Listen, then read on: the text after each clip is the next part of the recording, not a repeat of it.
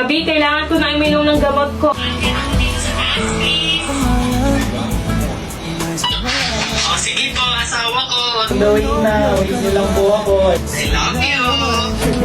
Di mo ko masisising sinusulat palagi Pakidalian po, Bobby. Opo, eto na. Bobby, on the way na po. Bakit na po asawa ko?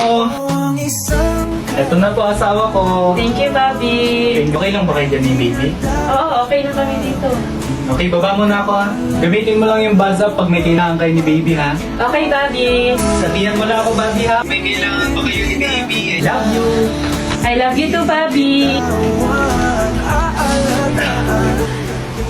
Galing naman ng kuya pa rin nagagawa eh. Nare-receive niyo agad yung voice message ng isa't isa.